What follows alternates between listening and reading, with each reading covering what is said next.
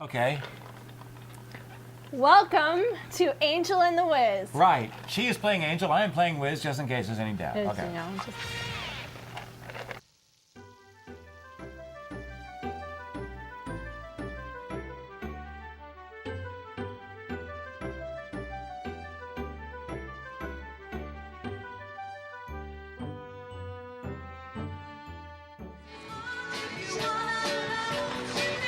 So, we're going to talk about a lot of different things this week, I suppose. Whatever we're going to talk about. But you had mentioned to me trust. Well, let's start there. Let's start with trust. I had this epiphany. Uh-oh. I have a lot of epiphanies. Okay, what does epiphany mean? I don't know. Realization. Awakening. A huge awakening. Right. And, you know, there's things that happen in my personal life I'm not going to get into. Okay. But I realized this one about trust is that if you trust somebody, Right. but then you actively seek out reasons not to trust them, Right. then you never had trust from the beginning. Okay. Go by Do you know that. what I mean? Yeah, I think so. I'll say Go it by again. that again. So if you trust somebody. let's say I trust you, Wiz. Yes, ma'am. Okay. Yes, ma'am. And then while I say that, I still actively find reasons not to trust you. You mean you look for them? I look for them. Okay. Then that trust was never actually there to begin with. And maybe not. And it also tells me that if I tell you that I trust you, but I'm actively looking for reasons not to trust you, then whatever my relationship is with you, It's very strange. It is and not it's not honest. True. It's not honest, yeah. because I clearly don't trust you. Right. Because and also you could say, and some, I mean, everybody that watches this show knows I've been married 4 times. Okay, I've been married I've 4 been times. married 0. See, there Just you letting go. you know. Okay, you're way ahead of me. Okay, but the point I want to try to make is that what that tells me, if you're in a situation like that, if you're seeking reasons not to trust or signs that you don't trust or that you shouldn't trust, then that's a terminal situation, because what you're doing is what you could be doing is looking for a way out. Mm-hmm. Okay, and and then that happens. And listen, and you know something too. We talked about morality last week. One of the things I would also throw at you is, here's a thought. Now, here let's just for the hell of it say that I'm married. Okay, wife number 1. Okay. Okay, and that I realize that I got married for the wrong reason. Okay, what is more morally right or wrong? Is it more morally right to admit it and break up, or to stay in it? And in other words, because I really I respect marriage, I respect commitments and all that stuff, but it seems to me, and we can discuss this. I think if you made the commitment for the wrong reason, Right. then you need to break that commitment. Isn't it more honest? Yeah, you need to be honest. But you shouldn't break that commitment by sleeping with somebody else. No. You know what I mean? Yes, Like- I do. That there's the right way and the wrong way. I absolutely accept that. Nor should you. You know, there needs to be a moment of realization, and you need to have a moment of how you're going to approach it with the other person, because Right. there will be broken hearts, there will be tears, there will be sadness. Right. But that you also have to. Once you say something like that, you can't. Or once you realize Once it. you realize it, and then you verbalize it, that relationship that you had with her is going to disintegrate really quickly, Right. and then there's going to be no trust. Right.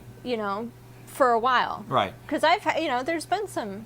Just because I haven't been married doesn't mean I haven't had broken hearts and bad relationships and well, not but- trustful ones Okay, on right, both right. ends. Oh, But absolutely. But and pardon me. And that's the point I was trying to make. It's so when you come to that realization that this is not right for me, it's a tough situation, in the sense that if you want to believe in marriage, okay, and I do believe in marriage, there are some people that say, well, once you get married, but what if you realize it's a mistake? What if the girl that I'm with realizes she don't want to be with me, and she's sorry, blah blah blah blah blah. You know what I mean? Is it more? broken heart you're going to have to suck Pardon up me. and deal with. But I think the honesty is important. It is important, and you Okay. need to be honest. You really need to be honest about, your feelings. How you feel. Yeah, Yeah. because in other words, I think when we talk about morality, we talked about morality last time. I think that there is a moral component to honesty. There is. I think that it's really, really important.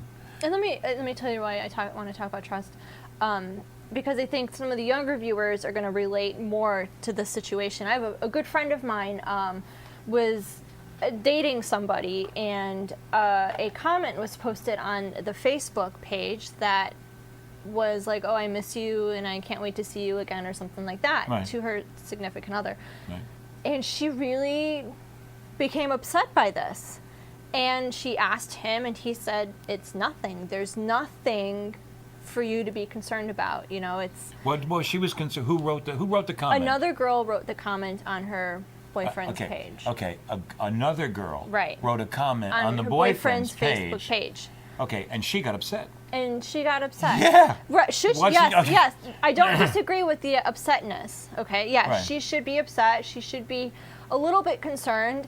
And Because maybe this guy ain't being but straight she with didn't. her. First of all, she let it fester for a little bit. Well, You shouldn't let that it happens. fester. No, it's not healthy. But she did, because she couldn't. He's been traveling, so she Right. couldn't get Confront to him. confront him right Okay, away. right. So when she finally was able to get in touch with him, he said it's nothing. Like, it's nothing. It's somebody that he met in his travels. Right. Nothing happened. Right.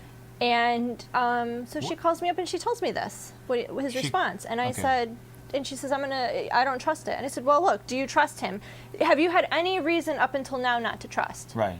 No. Okay. No other reason. So here's your options. You can go and sift through Right. hundreds of thousands of Facebook posts and comments and Right. people Right. and find reasons not to trust, Right. or trust what he says. Okay. Well, and sometimes trust is a matter of faith. Yeah. And where you have to just. Now the thing is, two things come to mind with what you said. Approximately, what was it that the girl wrote again? It was like, I miss you and I can't wait to see you, and Right. And so theoretically, this could be a platonic statement. Right. Could be. Because from my perspective, Right. I've written similar statements on some of my male friends' page. Right. And they're married and have girlfriends. And, in retrospect, I think, my God, what kind of chaos did I create with that comment? Not realizing until you see somebody else go through that, you're not realizing freak the out. impact that simple words have. Right. Knowing that my friends and I have nothing but platonic relationships. There is Right. no, Right. it's, Right. it Right, is right. what it is. We're just friends. But Right. but then there all of a sudden now comments written on a Facebook page between people who've been friends for years, Right. or Well, social media has really it's caused concerns. I Yeah, believe in thinking of what's relationships. happened to some of those poor Yeah. guys that you said something nice to. Yeah, and Their wives probably coming after them with a hatchet or It something explains like why they don't talk to me for a couple weeks. that. No, because I was going to say there's always two responses. The first response is that, well, if you trust somebody, you got to trust them. Right. The second response is if it's a guy, he's lying. Because guys are not always the most. And I guess it goes guys or girls. You know what I mean? I In grew up today's in a world, I it's grew up guys in a- and girls. And I grew up in a time, it was, you remember, not quite covered wagons, but all those years ago, you know what I mean? Things were really different, We had three, ABC, NBC, CBS. Mm-hmm. That's all we had. That's all you had. We don't even watch them anymore. No. I mean, it's like, I watched. well, listen, now, we did touch on something that we could follow up on with if we are just ever so careful, and that is, and this is something I picked up off of last week's show. Mm-hmm. We didn't get a chance to go Okay. to it. Okay. But faith, God, spirituality, higher power, and all that other stuff, that's kind of trust too. Okay? And we all have it or don't have it to differing degrees. Mm-hmm. So I was just thinking aloud while we were just sitting here talking amongst ourselves. So how has faith gone in your life? In my life, Yes. Do you have what kind of relationship do you have with God? well, Do you have one? Well, It's none of my business. I'll tell you. I'll be honest about it. Okay, you could tell me to go. No, it's fine. Okay.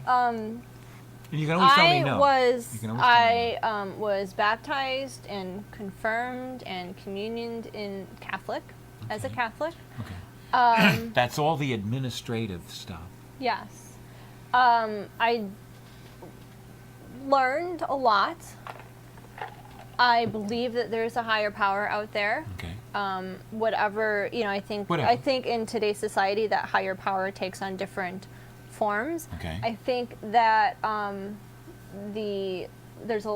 being math teacher, there's a logical side to my brain Okay. that always is in. I always have like an internal dispute about things that happen in Okay. the world. Cool. I could justify the Christmas holiday. I could, I want to remember something. Go on. it's things like that. Like I can tell you discrepancies between history and the Bible. Mm-hmm. I believe that there is a higher power at play, and I believe that things happen to people for reasons. Mm-hmm. It's whatever it is. I don't practice Catholicism anymore as actively. I mean, I have gone to Right. churches. I've also gone to Buddhist temples and synagogues, Right. and have experienced a multitude of different faiths. Okay. And have Now- had amazing conversations with friends of different faiths and their beliefs and how they deal with situations. And now let me throw at you. Mm-hmm. All of those things are the quote unquote administrative examples of religion. Right. Did you notice in all of that how little of it, because this is one of my, I'll just put this soapbox over Okay. here. Okay. How little of it had anything to do with faith and that part of it. Okay, see, I have a real problem with it. There's- Because I am not organized religion. Church is a great place to meet people you agree with. Mm-hmm. Church is a great place to go when you need someone to talk to. Church, but I am very not critical because I understand why it happened, but I have not been as thrilled with the presentation of the message as you might think for someone who is as spiritual as I am, because the message has not been presented accurately. No, and it hasn't. And each religion spins it to its own doctrine, and that's frustrating. And I realized that from going to a couple different Catholic churches, just because of living in different places around the country, and each one, they're all Catholic. Right. They all go through the same mass every Sunday, usually at 8 o'clock in the morning and at 10 o'clock in the morning. Right. But their sermons Are different. were always spun to The local. the local needs, which at some ways that's good. Right. But there's things like There's not there needs that to be continuity. There's no continuity No, and aside from the things that you sit, you kneel, you stand, you Right, you sing, you right, go up, you sit, right. things like that. Right. The rudiments. Yeah. The administration. The Now, administration. see, that's my problem with religion. Religion has become an administrative event. It has lost almost all of its spirituality. And the illustration that I use, and I don't want to forget. I want to make sure that we come back to something that you started to say last week. When we were talking about God, I don't know what it was, but I want to say this other thing, but I want to make sure Okay. we come back to, oh God, why did you let this happen? Yeah. That's the only time we see God. That's the only time we hear God. Okay, but before we go there, this is the point I want to make. And the people that watch the show have probably heard this way too often, but I'm just going to say it again Well, quickly. it's the first time I'm hearing it. Bring Okay, it on. okay, and that is this.